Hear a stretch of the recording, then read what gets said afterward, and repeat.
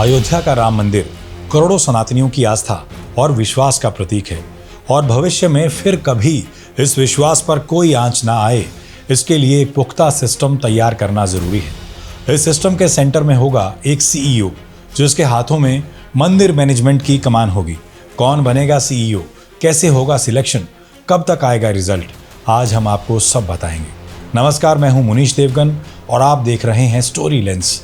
अयोध्या में राम मंदिर ट्रस्ट के सीईओ के लिए उम्मीदवारों के इंटरव्यू का सिलसिला शुरू हो चुका है। ट्रस्ट ने सीईओ की पोजीशन के लिए 6 जुलाई को 3 सदस्यों की सिलेक्शन कमेटी का गठन किया था। 13 जुलाई को वेबसाइट के जरिए एप्लीकेशन मांगी गई। देश भर से करीब 5200 लोगों ने सीईओ पद के लिए अप्लाई किया। सबसे पहले सीवी की स्क्रूटनी की गई, जिसके बाद फिल्टर हुए कैंडिडेट्स की फोन पर स्क्रीनिंग हुई। आखिर में 18 उम्मीदवारों को अंतिम इंटरव्यू के लिए शॉर्ट लिस्ट किया गया। यह इंटरव्यू प्रोसेस 11 और 12 अगस्त को चलेगा, जबकि 2 दिन 13 और 14 अगस्त रिजर्व रखे गए हैं। सिलेक्शन कमेटी इन उम्मीदवारों की योग्यता, प्रशासनिक अनुभव और बड़े स्तर पर मैनेजमेंट संभालने की काबिलियत को परखेगी। माना जा रहा है कि इंटरव्यू के बाद चयन समिति कुछ नामों को ट्रस्ट के सामने रखेगी। अब जानते हैं सिलेक्शन की जिम्मेदारी जिस कमेटी के पास है, उनमें कौन कौन से बड़े नाम शामिल हैं। बताया जा रहा है कि इंटरव्यू बोर्ड में रिटायर्ड जज justice Pramod Koli, retired lieutenant general Vishnukant Chaturvedi और शिरडी साईं बाबा ट्रस्ट के पूर्व चेयरमैन सुरेश हवारे शामिल हैं। राम मंदिर ट्रस्ट में सीईओ का पद कोई आम जिम्मेदारी वाला पद नहीं है। सीईओ के पास प्रशासनिक भूमिका के अलावा कई और अहम रोल होंगे। अयोध्या में हर दिन बड़ी संख्या में श्रद्धालु रामलला के दर्शन के लिए पहुंचते हैं।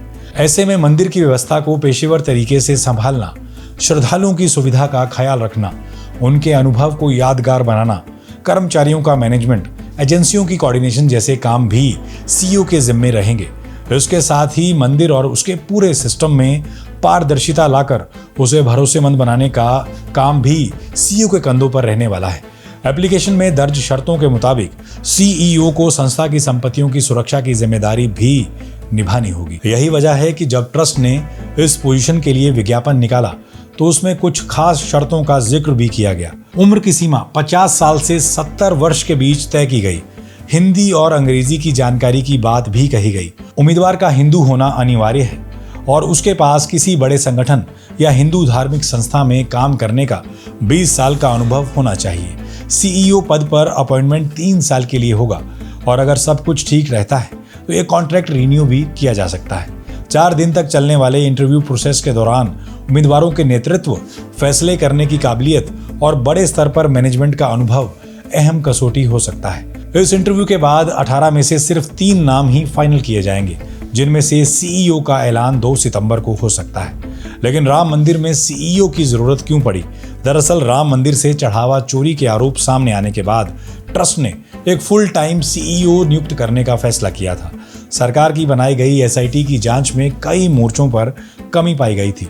इस दौरान कई गिरफ्तारियां भी हुई। इस पूरे मामले पर नजर रखने वाले विश्लेषकों की माने तो ये कदम राम मंदिर की व्यवस्था में श्रद्धालुओं के विश्वास को और मजबूत करेगा। राम मंदिर ट्रस्ट के सूत्रों के मुताबिक उम्मीदवारों को मीडिया से बात नहीं करने को कहा गया है। इंटरव्यू की पूरी प्रक्रिया राम मंदिर के पिलग्रिम फैसिलिटेशन सेंटर में बने ऑडिटोरियम में चल रही है। सूत्रों के मुताबिक 18 उम्मीदवारों में पूर्व नौकरशाह और दक्षिण भारत के मंदिरों में वरिष्ठ पदों पर रहे लोग शामिल हैं। सिलेक्शन कमेटी 18 एप्लीकेंट्स में से 3 नाम तय करके मंदिर ट्रस्ट को भेजेगी और ट्रस्ट किसी एक नाम पर मोहर लगा देगा। आपको क्या लगता है, नए सीईओ के आने के बाद राम मंदिर मैनेजमेंट पर श्रद्धालुओं के विश्वास की बहाली होगी? अपनी राय आप हमें कमेंट बॉक्स में जरूर बताएं। बहुत बहुत शुक्रिया।